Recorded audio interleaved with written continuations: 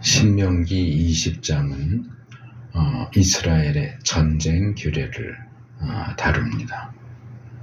하지만 이 본문은 아주 기본적인 내용만 다루고 있고, 이후에 21장, 23장, 그리고 25장에도 전쟁과 관련된 내용이 부분적으로 추가됩니다.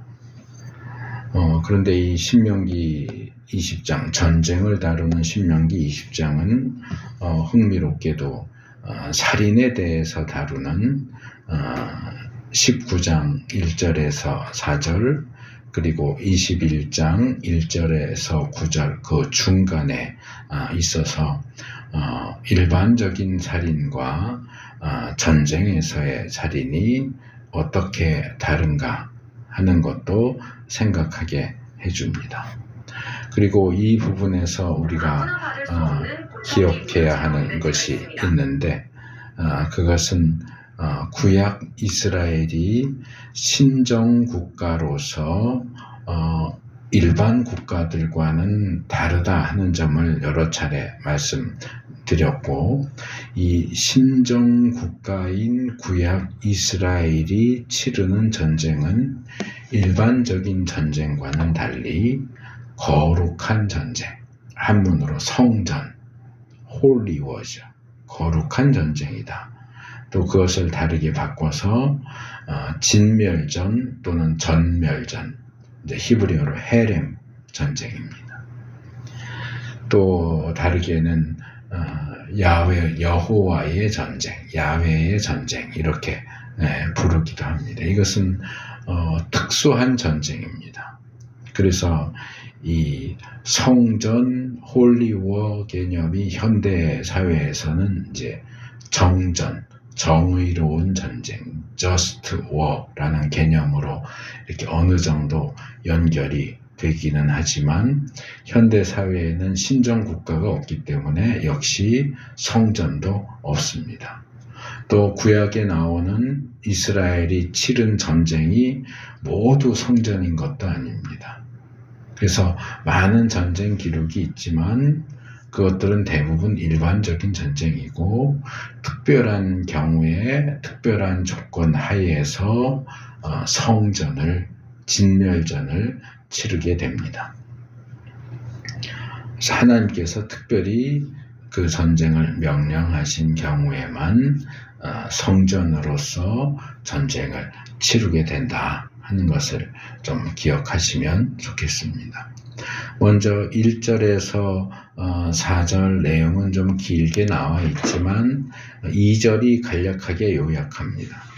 싸움터에 나가기 전에 제사장을 불러서 군인들에게 격려의 말을 하게 한다 하는 것이 1절에서 4절의 내용입니다.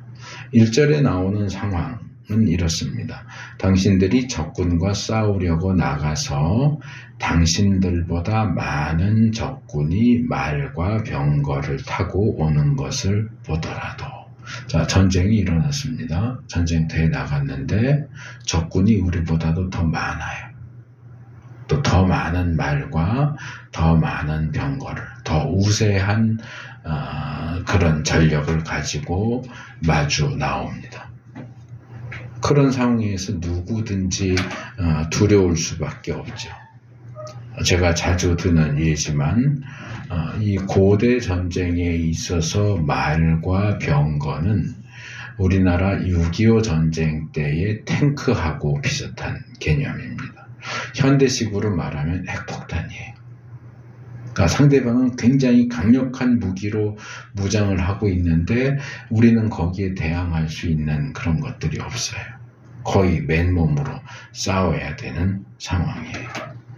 어느 정도 뭐 이렇게 비슷비슷하기나 해야 그래 한번 해보자 라고 할 텐데, 이거는 싸우기 전부터 이거는 우리가 이길 수 있는 전쟁이 아니야 하는 상황입니다.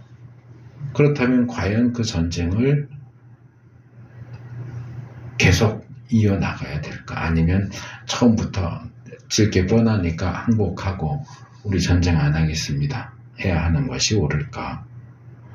이 1절 말씀은 이 전쟁이 어떤 전쟁인지, 왜 이런 전쟁을 하게 된 것인지에 대해서는 설명하지 않지만 본문을 천천히 읽어가다 보면 그것에 대한 힌트를 발견할 수 있습니다.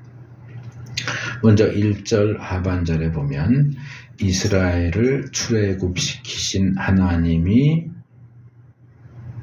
그들과, 그러니까 이 전쟁에서 그들과 함께 하신다. 하나님이 함께 하시는 전쟁이에요. 이스라엘만 나와서 싸우는 전쟁이 아니고 하나님도 함께 나와서 함께 싸우시는 전쟁이다. 2절에도 보면 아까 읽었던 말씀인데 싸움터에 나가기 전에 제사장을 불러서 군인들에게 격려의 말을 하게 하라 그럽니다. 전쟁과 제사장은 사실은 별 관계가 없어요. 그런데 굳이 제사장을 불러서 격려의 말을 하게 합니다.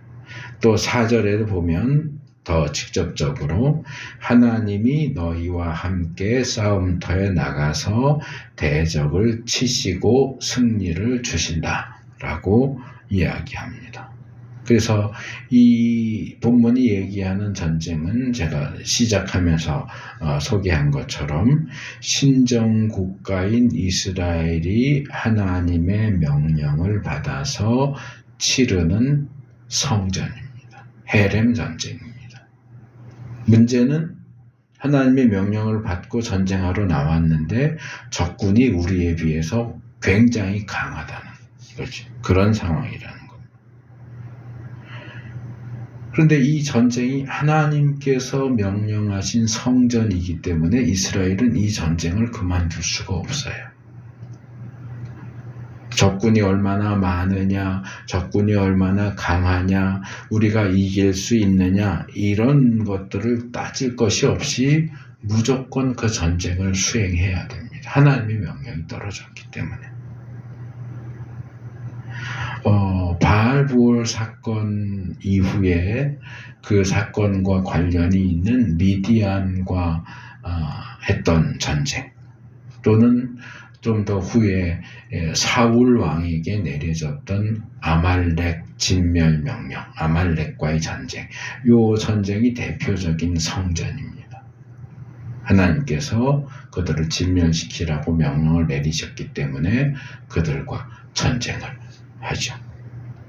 그래서 이 성전에 대한 명령이 떨어졌다면 그것을 성실하게 수행하는 것 외에 다른 방법이 없습니다. 신정국가인 이스라엘에게 있어서 성전은 야훼 하나님께서 치르시는 전쟁에 종군하는 거예요. 오늘날에도 종군 기자가 있잖아요.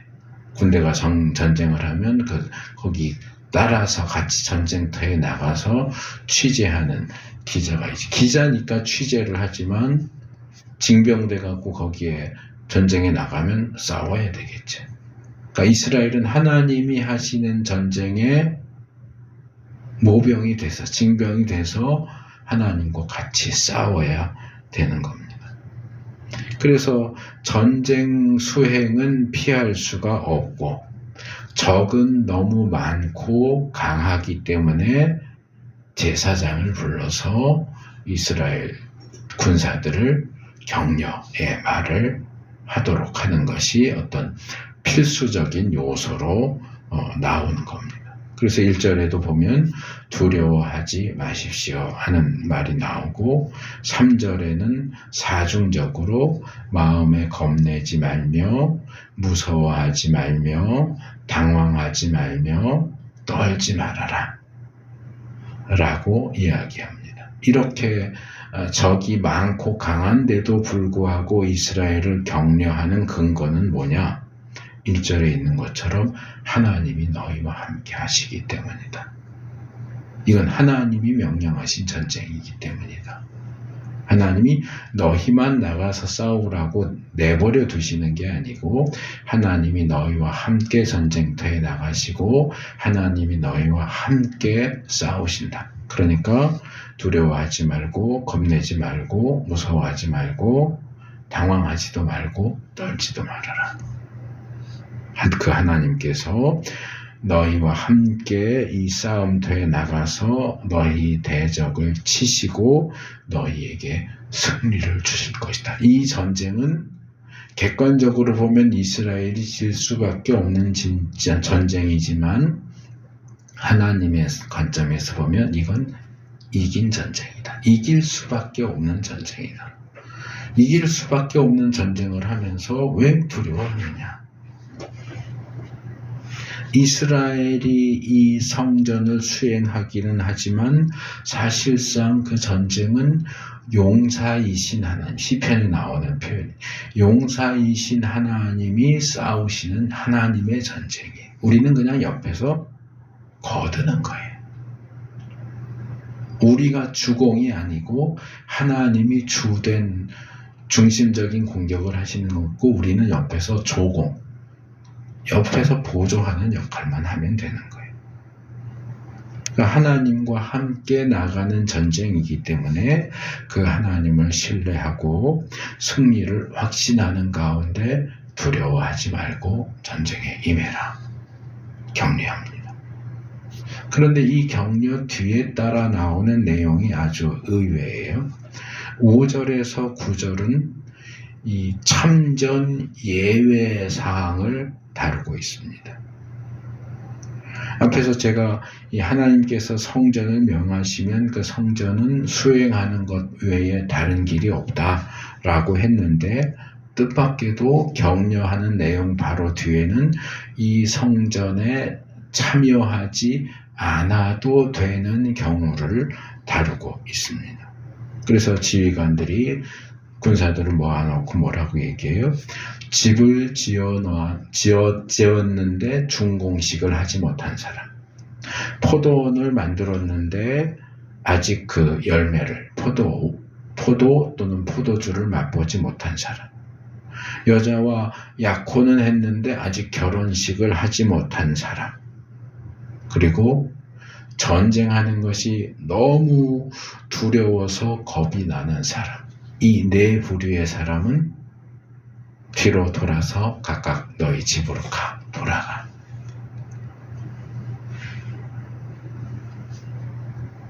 어떻게 보면 이 공적으로 병역 기피를 하는 것 같은 모습이 떠오릅니다. 그런데 아예 나라에서 공식적으로 이런 사람, 이런 사람은 전쟁에 나가지 말고 그냥 니네 집으로 돌아가. 마치 신체 검사 해가지고 1급, 2급은 병역하지만 뭐 그 이하의 병역을 할 수 없는 그런 몸 상태인 사람들은 너는 그냥 보충역 집으로 가, 넌 군대 안 가도 돼 하는 것처럼. 근데 여기 나오는 사람들은 싸울 수 없는 사람은 아니에요. 어떤 사람이라고 그랬어요? 집 지었는데 준공식 못한 사람, 포도원 만들었는데 그 열매를 아직 맛본 사람, 약혼은 했는데 결혼식 하지 못한 사람. 네 번째는 좀 다를지 모르겠어요. 전쟁터에 나가는 게 너무너무 무섭고 두려워서 겁이 나는 사람. 이 사람은 뭐 끌어다 놔도 제대로 싸울 수가 없잖아요. 근데 뭐 신체에 어디가 뭐 팔, 다리가 어디가 부러졌다든지 뭐 허리가 부러졌다든지 싸울 수 없는 신체 상태이기 때문에 돌려보내는 건 아니에요. 어떤 그 사람이 처해 있는 상황, 그 사람의 마음 자세를 기준으로 해서 여기에 해당되는 사람들은 그냥 돌아가라 그럽니다. 근데 이게 상식적으로 말이 안 돼요. 솔직히 전쟁터에 나가는 게 두렵지 않은 사람이 어디 있어요? 무슨 전쟁광, 사이코패스가 아닌 한은 전쟁터에 나가는 거 다 두렵죠. 근데 나는 전쟁에 나가는 거 너무 무서워요. 그런다고 전쟁에서 빼주는 군대가 어디 있어요? 소설이나 영화 같은 데 보면 뭐가 나와요? 독전관이라는 게 나와요. 전쟁을 독려하는 관리가 중간중간에 있어서 도망치려고 하면은 본보기를 죽여버려요. 니네들 도망가면 다 죽인다. 그러잖아요. 그게 일반적인 모습이지, 겁난다고 돌아가 그러는 군대는 없어요. 이건 세계 역사에서 꺼져버렸어요. 충전은 돼 있는데 화면이 죽었네.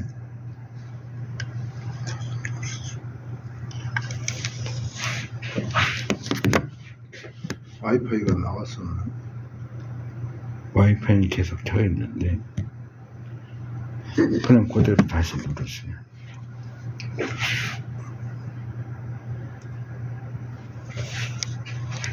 세계 역사에서 유래를 찾아볼 수 없는 경우입니다. 그러면은 그러다가 너도 나도 저는 이래서 안 돼요, 이래서 안 돼요, 그렇게 변명하면서 하나 둘 빠져나가면은 과연 몇 명이나 남겠어요? 그런데 이것이 일반적인 전쟁이 아니라 성전이라고 하는 점을 기억해야 됩니다. 비교하기는 좀 그런데 거의 성전과는 정반대의 경우라고 해야 될 것 같은데, 하마스, 유명한 9.11 테러 있잖아요. 그 아랍의 극우 테러 분자들이 죽는 거 겁냅니까? 자기가 탄 비행기 몰고 빌딩에 확 쳐박아서 같이 다 죽어도 테러하잖아요. 종교적인 전쟁은 일반적인 전쟁하고 달라요. 이 전쟁이 성전이라는 것, 그리고 구약 이스라엘이 신정국가라고 하는 것, 우리가 감안하고 본문을 볼 필요가 있습니다. 그래서 이제 암살자들, 어세신, 영어로 어세신이라고 하는데, 그 유래를 찾아보면 아랍 쪽에 이제 유래가 나오는데, 이렇게 암살자들을 보낼 때 제정신으로는 잘 그게 무서워하니까 마약 같은 걸 먹인대. 그래서 마약 같은 걸 먹여서 두려움을 없앤 다음에 그런 암살을 하도록 보낸다. 그래서 그 마약과 관련된 명칭이 발전돼서 어쌔신이라는 단어가 된 거예요. 그러니까 고대로부터 현대에 이르기까지 이 전쟁을 두려워하는 것은 모든 인간의 기본적인 심리예요. 그러니까 오죽하면 약을 먹여서라도 두려워하지 않고 전쟁터에 나가게 만들겠어요. 본보기로 명령을 죽여서라도 전쟁터에 나가게 만들잖아요. 그런데 성경이 얘기하는 이 성전은 아랍의 테러리스트들이 말하는 지하드하고는 성격이 달라요. 이것이 성전, 거룩한 전쟁이기 때문에 그 거룩함에 위배되는 것은 처음부터 걸러내는 겁니다. 이것이 국가를 위한 일이다. 나라를 위한 일이다. 이것이 우리가 믿는 신의 뜻이다 해서 두려워하든 어쨌든 간에 무조건적으로 전쟁터에 몰아내는 것이 아니라 전쟁을 하면서도 어떤 개인의 이익과 행복에 대해서 무시하지 않아요. 어떤 이유에서든지 정말 진실되고 신실한 마음으로 성전을 치를 준비가 되지 않은 사람들을 걸러내는 거예요. 그런 불순분자들이 여기 끼면 성전이 더 이상 성전이 아니게 되기 때문에 그래요. 성전이 성전으로 치러지기 위해서는 앞에서 얘기한 것처럼 딴 생각 가진 사람은 이 전쟁에 참여시킬 수가 없는 거예요. 구약은 여러 차례 이 하나님이 하시는 이 전쟁에 있어서는 인간 숫자가 많으냐 적으냐는 큰 문제가 되지 않는다. 뭐 대표적인 경우로 기드온의 300용사도 생각할 수 있고요. 또 사무엘상 14장 6절이나 역대하 14장 11절도 보면 이 사무엘상에는 요나단이 얘기해요. 전쟁의 승패는 사람이 많고 적음에 달려있지 않다 얘기하죠. 중요한 건 하나님에 대한 신뢰와 믿음이 진실된 마음, 신실한 마음이에요. 결과적으로 말하면 하나님께서는 진심으로 하나님의 일에 동참하기를 원하시지 이런저런 이유를 대면서 빠져나가려고 하거나 한 발만 걸치려고 하는 그런 사람들, 미적거리는 사람들 원하지 않으세요. 전쟁이 일어나면 뒤로 물러날 사람들 기뻐하시지 않아요. 그러니까 아예 그런 요소를 처음부터 빼지 않은 거예요. 정말 진심으로 이 전쟁에 나가서 싸울 사람들만 남아라. 이제 다 걸러졌어요. 그럼 이제 전쟁을 치러야죠. 10절과 11절은 이제 전쟁의 과정 중에서 먼저 평화 제의를 하라는 내용입니다. 성전 명령이 때 떨어졌다고 해서 무조건 확 쳐들어가는 것이 아니라 먼저 이 전쟁, 헤렘 전쟁의 대상이 되는 그 성읍에 또는 나라에 평화를 청하는 과정을 거칩니다. 평화를 청한다. 그래서 제가 평화 제의 이렇게 표현을 하지만 사실은 평등한 공정한 평화 제의는 아니에요. 왜냐하면 상대편이 이 평화 제의를 받아들인다면 전쟁은 하지 않지만 결과적으로 그 성 안에 있는 백성이 모두 노예가 되는 조건입니다. 그러니까 A라는 성과 B라는 성이 뭔가 문제가 있어서 막 말다툼하다가 안 되겠다 하고 칼을 뽑았어요. 근데 칼 뽑고 보니까 서로가 만만치 않단 말이에요. 그럼 야, 우리 저기 전쟁하지 말고 말로 좋게 풀자 해서 평화 제의를 맺었어요. 그러면 다시 돌아가는 거잖아요. A는 A대로, B는 B대로. 근데 성전은 그렇지 않아요. 이스라엘이 헤렘의 대상에 가서 먼저 평화, 너희들 우리랑 싸울래? 평화롭게 끝낼래? 평화롭게 끝나면 그 상대방 성이 그대로 있는 게 아니고 전쟁만 안 할 뿐이지 그 성에 있는 모든 사람들은 이스라엘의 노예가 돼야 돼. 아, 그게 무슨 평화제의냐?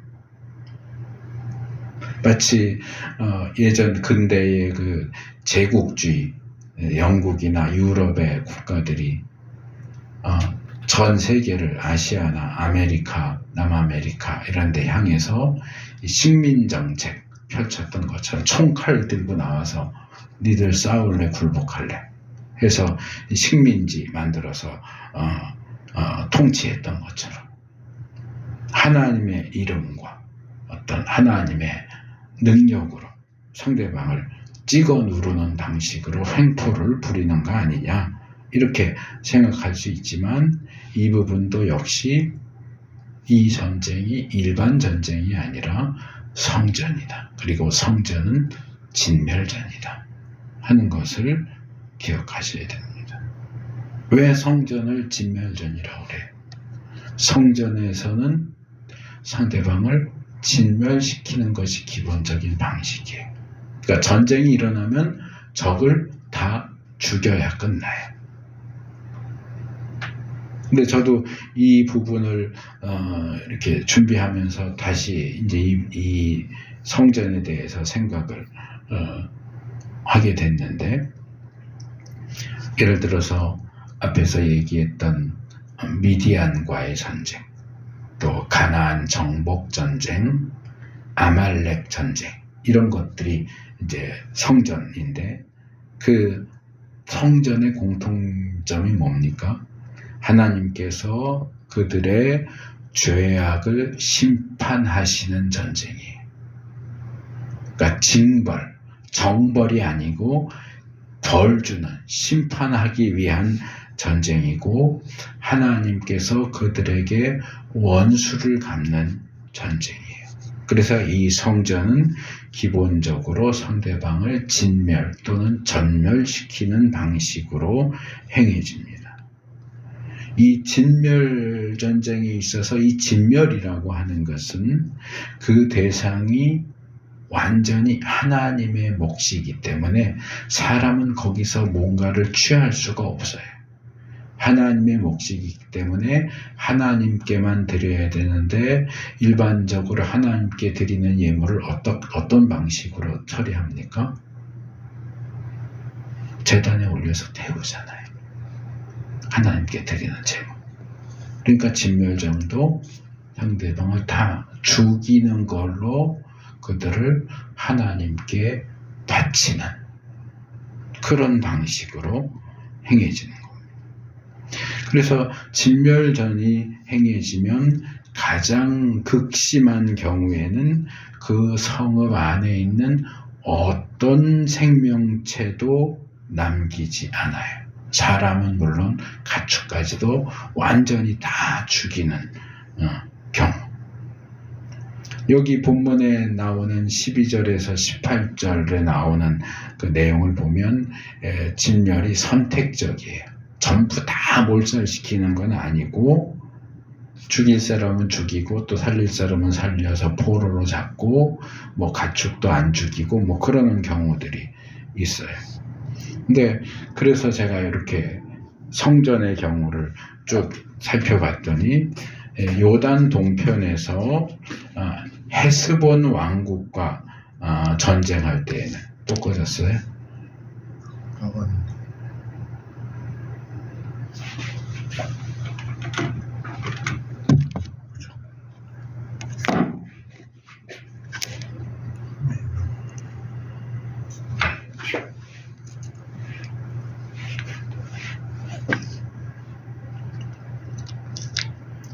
헤스본과 전쟁했을 때는 신명기 2장 34절, 35절을 보면, 그때 우리는 모든 성읍을 점령하고 모든 성읍에서 남자, 여자, 어린아이 할 것 없이 한 사람도 남기지 않고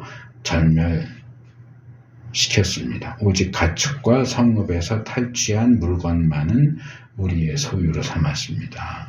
이렇게 얘기합니다.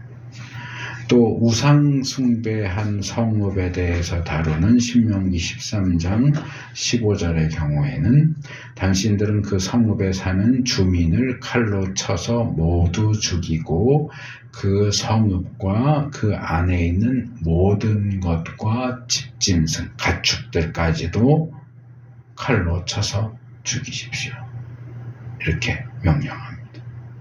그래서 이런 점들을 보면 이 진멸 전쟁, 헤렘 전쟁이라고 해도 무조건 다 몰살시키는 게 아니고, 그 상대방의 어떤 죄악의 정도에 따라서 진멸시키는 어떤 범위가 이렇게 조금씩 달랐던 것이 아닌가.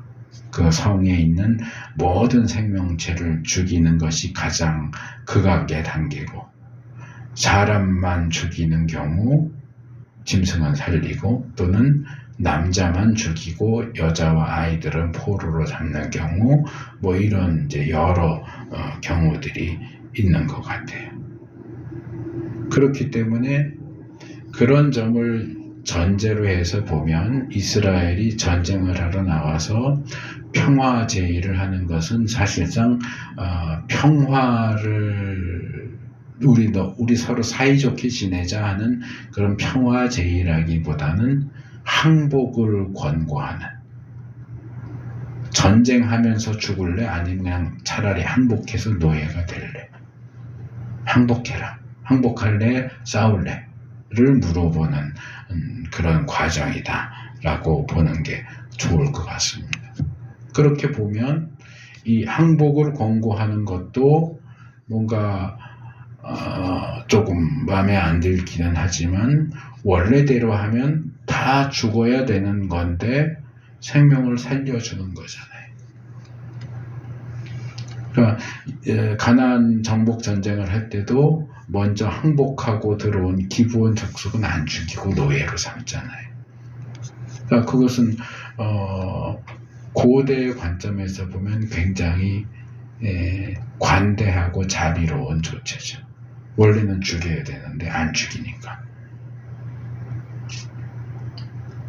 근데 이제 12절에서 18절로 넘어가면 적이 항복을 안 하고 아니야 우리는 싸울 거야 하고 싸우겠다고 나오면 어떻게 해야 되느냐?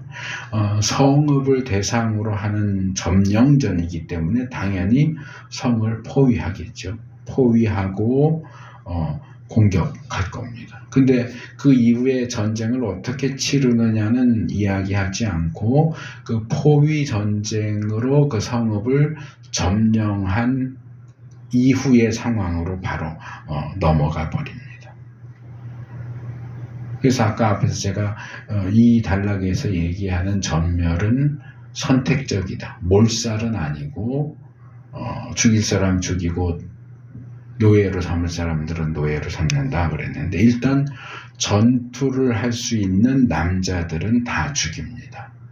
그리고 여자들과 아이들과 가축과 그 밖에 성 안에 있는 모든 것은 전리품으로 가져도 된다. 이야기합니다. 그래서 좀 전에 말씀드린 것처럼 이 성전에도 단계가 있는 것 같아요. 우리에게 성전으로 더 잘 알려져 있는 이스라엘이 가나안 요단강을 건너서 가나안에 들어가서 처음 한 전쟁이 무슨 전쟁입니까? 여리고 전투죠. 근데 여리고 성에서의 전투는 굉장히 뭐라 그럴까 희한하게 진행이 돼요. 이스라엘은 거의 싸우지 않아요. 포위도 안 해요. 뭐만 해요? 뺑뺑이만 돌아요. 하루에 한 번씩 7일 동안 7번째 되는 날은 7번 돌고 소리 와 하고 지르니까 성벽이 무너졌어요. 근데 여리고 성은 뭐라 그래요? 처음부터 전쟁하기 전부터 거기 나오는 전리품은 너희들은 가지면 안 된다. 태울 것들은 다 태우고 금속 종류만 이렇게 정화 과정을 거쳐서 하나님의 곳간에 드려라. 근데 아간이 욕심을 내고 그것을 취했기 때문에 벌을 받잖아요. 그러니까 여리고성은 사람이 전리품을 취할 수가 없는 가장 높은 단위의 헤렘 전쟁이에요. 거기에 비하면 본문이 얘기하는 것은 많이 중간으로 내려왔어요. 다 죽이지도 않아요. 사람도 포로로 잡고 가축도 끌어올 수 있고 그 외에 전리품도 사람들이 전쟁에 나간 사람들이 취할 수 있도록 허락해줘요. 근데 여리고 전쟁은 아무것도 안 돼요. 그래서 그런 부분에서도 이렇게 말하자면 헤렘 전쟁도 상중하 이렇게 나뉘어서 치렀던 것으로 보입니다. 15절에 당신들의 주변 민족들의 성읍에 딸리지 아니한 당신들로부터 먼 거리에 있는 성읍들에도 이렇게 하여야 합니다. 라고 하고 16절에서는 그러나 주 당신들의 하나님이 당신들에게 유산으로 주신 땅에 있는 성읍을 점령하였을 때에는 숨쉬는 것은 하나도 살려두면 안 됩니다. 여기 이제 둘로 나누죠. 하나님이 이스라엘에게 약속하신 그 땅에 있는 성읍에 대한 헤렘 전쟁은 생명이 있는 것을 다 죽이는 방식으로, 그 영역 바깥에 있는 성읍과 헤렘 전쟁을 할 때는 남자들만 죽이고 여자, 아이들, 가축, 전리품 취할 수 있고 이렇게 구분을 하고 있죠.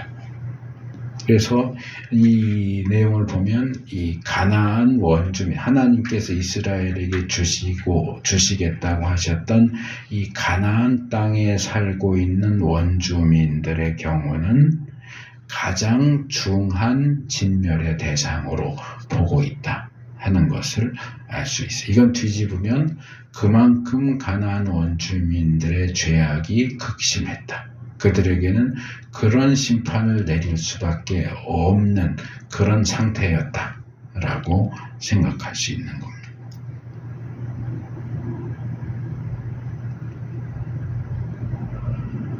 17절에는 이제 가나안 원주민들을 6 족속으로 제시합니다. 헷, 아모리, 가나안, 브리스, 히위, 여부스. 근데 이제 이거는 출애굽기부터 쭉 여호수아까지 이렇게 나오는 걸 보면 가나안 원주민들의 그 명단이 조금씩 달라요. 대표적으로는 이제 가나안 7족속 그래요. 7족속을 얘기하는 데도 있고 여기처럼 6족속을 얘기하는 데도 있고 5족속을 얘기하는 데도 있고 그때 이렇게 달라요. 뭐 그 이유는 뭐 정확히 알 수는 없는데 어쨌든 기본적인 헤렘 전쟁은 가나안 원주민들을 대상으로 하는 전쟁이었다 하는 것을 알 수 있습니다. 그리고 18절은 그들에 대해서 이런 헤렘 전쟁을 치를 수밖에 없는 이유를 이렇게 제시합니다. 그들이 그들의 신을 섬기는 온갖 역겨운 일을 당신들에게 가르쳐서 당신들이 당신들의 하나님께 죄를 짓게 할 것이기 때문이다. 그러니까 과거부터 그들이 저질러 온 죄만으로도 그들은 진멸당해 마땅한데 만약에 그들을 살려두고 함께 어울린다면 미래의 이스라엘도 그들을 닮아가게 할 것이 분명하기 때문에 아예 뿌리째 다 뽑아내는 방식의 최극악 수준의 헤렘을 명령하고 있는 내용이다. 그렇게 볼 수 있습니다. 이제 마지막으로 이제 19절, 20절은 뭔가 사족처럼 보이는 내용이기도 하고 이 성전에 대한 내용하고 조금 어울리지 않아 보이는 엉뚱해 보이는 내용이 제일 끝에 따라 붙었어요. 이 성전을 수행하는 과정에서 성읍을 포위 공격할 때 보통 어떻게 합니까?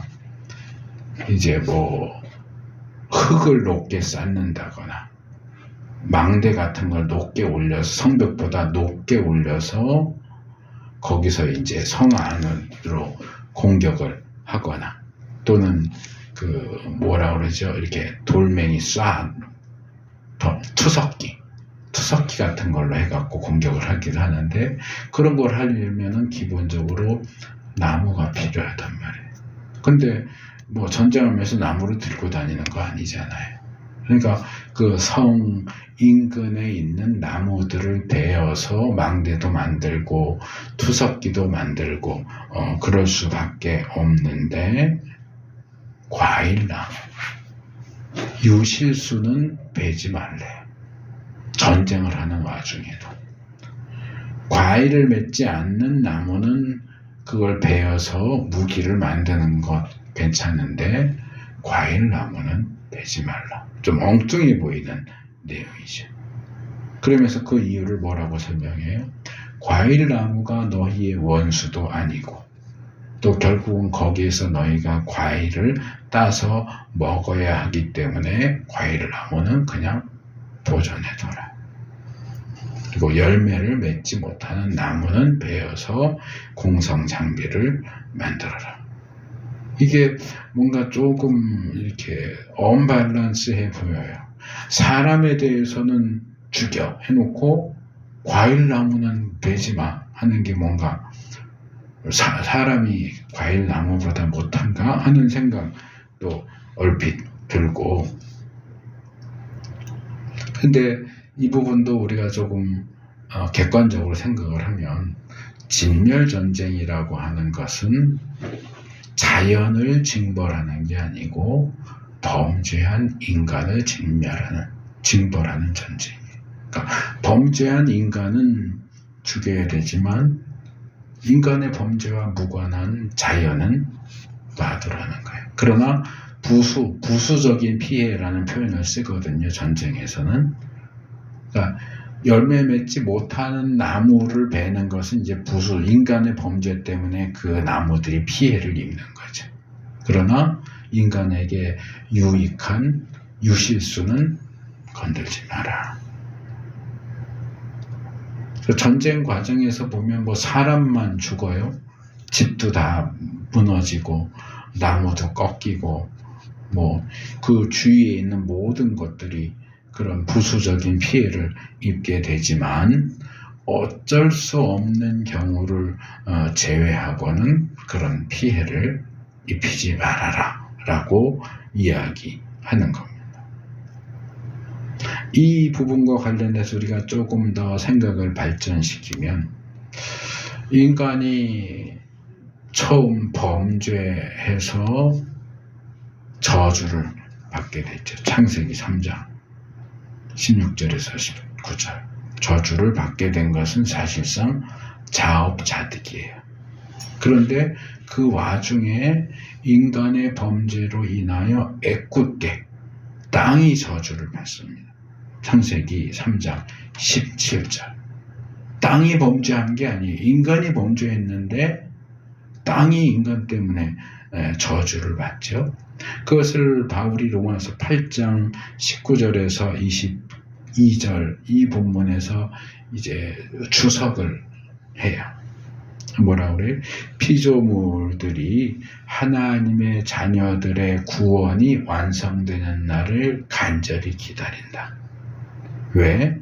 인간의 범죄 때문에 피조물들이 이 자연세계가 허무, 사탄의 세력에 굴복하고 썩어짐의 종살이를 하게 되었기 때문에 이 피조물들이 거기에서부터 해방되는 것이 인간의 구원의 완성과 관련된다는 거예요. 그러니까 피조물이 굴복되는 것 또는 해방되는 것이 인간의 범죄와 구원에 밀접하게 연결되어 있다는 거예요. 그래서 인간의 타락 이후로 이제까지 인간과 함께 신음하고 해산의 고통을 겪는 이 자연세계가 인간의 구원이 완성될 것을 간절히 바라요. 왜? 인간의 구원이 완성돼야 자연세계도 해방이 되거든요. 이 말씀들을 통해서 우리가 특별히 그리스도인들이 하나님이 창조하신 이 자연세계에 대한 자연보호, 환경 문제에도 관심을 가져야 된다 하는 것을 볼 수 있습니다. 근데 제가 예전에 벌써 이제 한참 거의 10년, 20년 정도 된 것 같은데 이제 이런 주제들을 제가 좀 연구를 했던 적이 있는데 희한하게요. 세계적인 환경보호단체는 다 기독교하고 관련이 없어요. 기독교에는 환경보호단체가 없어요. 부분적으로 하는 데는 있을지 모르겠지만 세계적인 환경보호단체는 다 기독교인들이 아니에요. 대부분 뉴에이지 그쪽 사람들이 환경보호를 해요. 그쪽은 이제 다른 이유에서 하는 거죠. 무슨 지구를 가이아 여신 뭐 이렇게 하면서 하다 보니까 환경보호 쪽으로 간 건데 사실은 하나님이 창조하신 이 세계와 환경을 자연환경을 보호해야 하는 것에 더 신경을 써야 하는 기독교인들은 거기에 거의 관심을 쏟지 않아요.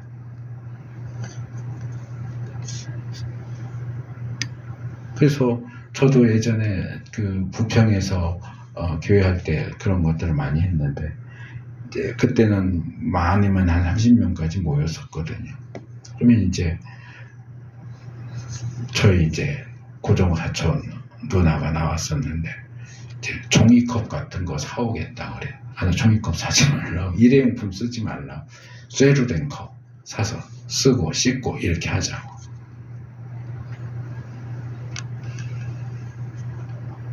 저희도 헌금 봉투가 그냥 빈 봉투 하나밖에 없잖아요. 뭐 11조, 감사헌금, 주정헌금, 뭐 건축헌금 이런 거 봉투 따로 안 써요. 제가 의도적으로 안 하는 거예요. 그냥 쓰면 되잖아요. 11조면 11조라고 쓰고 감사헌금이면 감사헌금이라고 쓰면 되잖아요. 그거를 굳이 돈 들여서 할 필요가 없어요. 그거는 환경하고도 관련이 있는 거예요. 우리가 종이를 너무 낭비해요. 저는 두루마리 휴지도 2칸만 써요. 근데 이제 다른 사람들은 보면 이렇게 말아서 써요. 코 한 번 푸는데. 근데 저는 솔직히 아까 뭐라고는 안 해요. 본인들이 이미 습관이 돼서 그렇게 하는 거기 때문에 그거 갖고 또 뭐라고 그러기도 뭐하고. 근데 저는 그냥 딱 2칸 써요. 2칸이면 충분해요. 그 종이가 어디서 나와요? 나무에서 나오잖아요. 우리가 일회용품 쓰는 것은 이 환경 보호와는 거의 정반대되는 행동이에요. 웬만하면 일회용품 쓰지 말아야 돼요.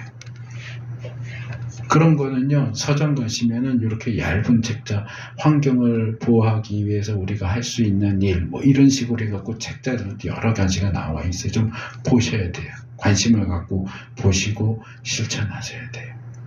플라스틱 제품 쓰는 거, 비닐봉지 쓰는 거, 종이컵 쓰는 거.